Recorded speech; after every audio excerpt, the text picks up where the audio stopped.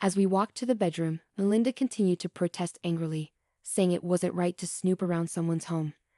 But I couldn't help but think that if the house was in my husband's name, it was also my home. The older officer seemed puzzled by their behavior and asked if I had been living with my mother-in-law all this time. I explained that I had returned from my parents' home just today and discovered that Melinda had been living here while I was away. When asked if my husband had discussed letting his mother stay, I said I never agreed to it. Before I left for my parents' house, the missing items were indeed here. I didn't have proof for the ring and bag, but I did have a photo of the shoes. I was considering selling them secondhand. See, the save date on the data is exactly a month ago, right? The police officer said, narrowing his eyes as if he was starting to piece something together. Let's take a look at the room, he suggested. I led the officer to the bedroom and explained again where the missing items had been stored while he collected fingerprints. As he was doing so, he noticed a handkerchief on the shelf that was unfamiliar to me. What's that? He asked, pointing to it. I examined it closely and realized it wasn't mine or my husband's. I explained that the shelf was where we kept our favorite photos and paintings, and my husband knew I always kept it tidy. I had never seen that handkerchief there before. Feeling uneasy, I apologized for not noticing it earlier. It seemed strange that valuable items had gone missing while unfamiliar ones were appearing. The officer asked for permission to investigate further, and I agreed. To my surprise, he found a small camera hidden inside the handkerchief. For what? Espionage? I wondered aloud. The officer remained calm amidst my confusion and checked other drawers, different from where the missing items were stored. Eventually, he found a cable in a drawer near my husband's side of the bed. The cable fit the small camera he had found earlier, the officer remarked with a wry smile.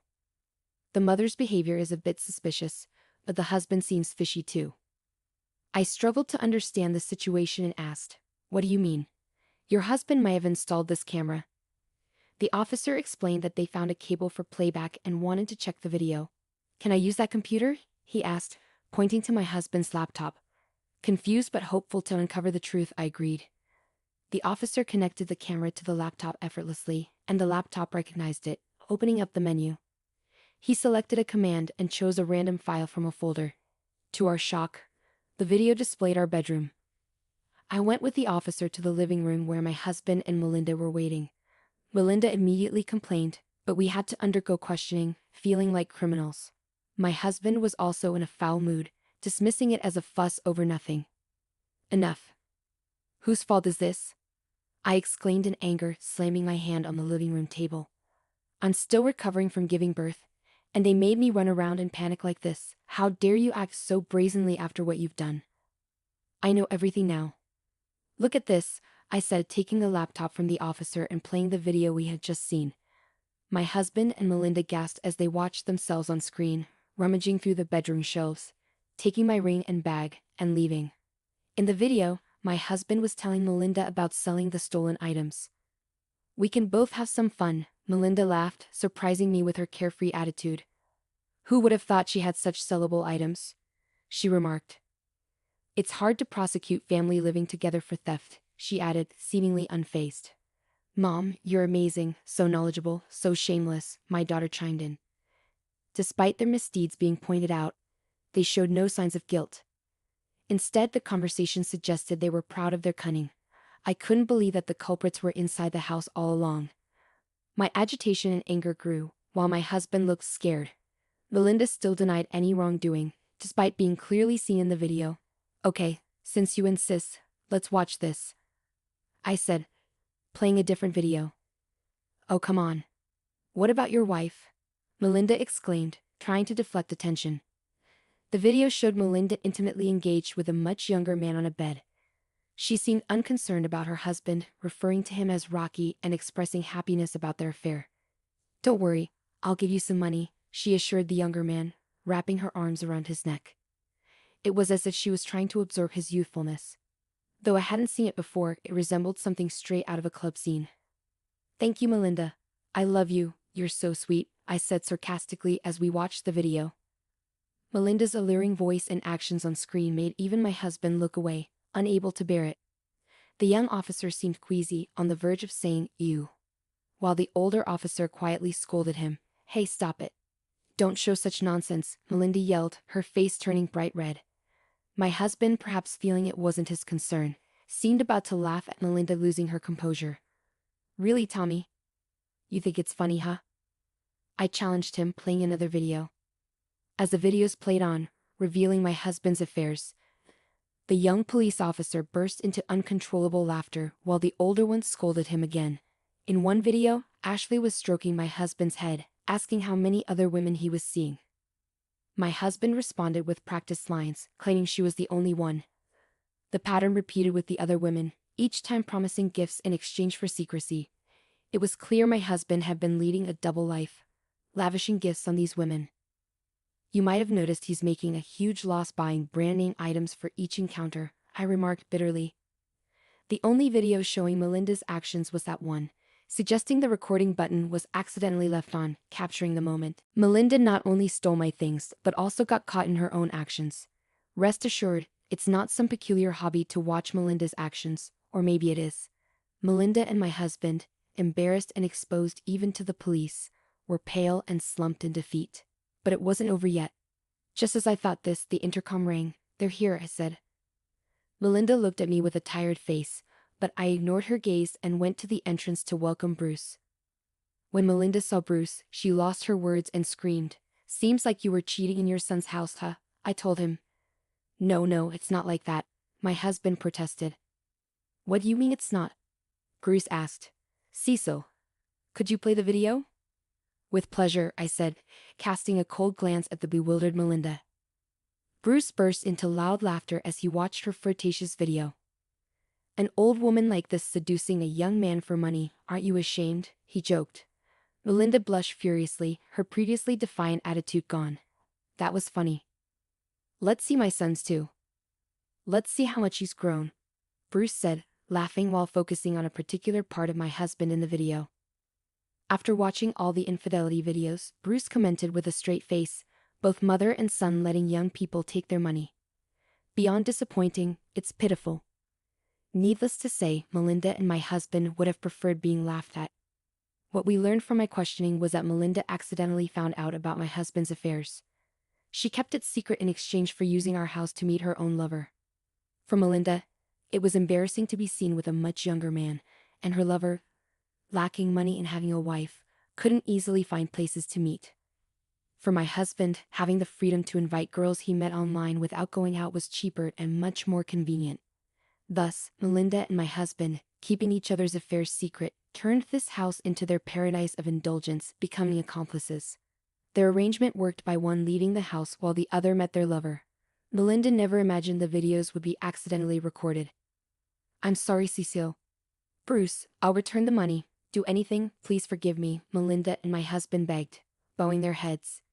Bruce and I exchanged glances and laughed. "You'll do anything, right?"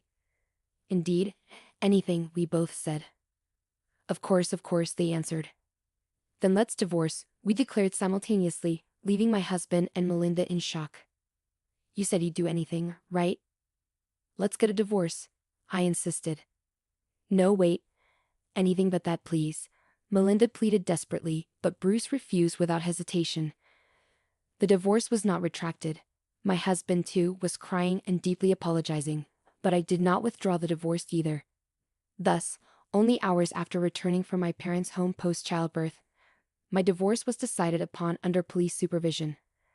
Later, I had my husband pay me the same amount as the sold items as compensation in the divorce trial. Additionally, I demanded double the standard amount for alimony and compensation for infidelity. When asked why double, I slightly intimidated them by implying that their mistresses might be married, and I could inform their spouses.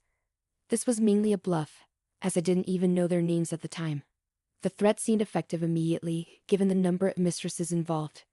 My husband, terrified at the thought of being sued by each spouse, agreed to pay double the standard amount.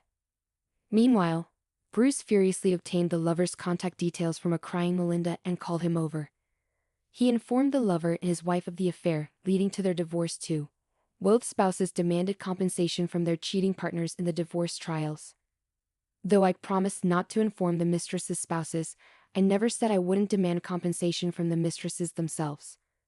After extracting all the communication from my husband's smartphone, I contacted each woman to claim compensation for the affair, which they agreed to pay secretly. I was glad my husband had so many mistresses. It turned out to be quite profitable.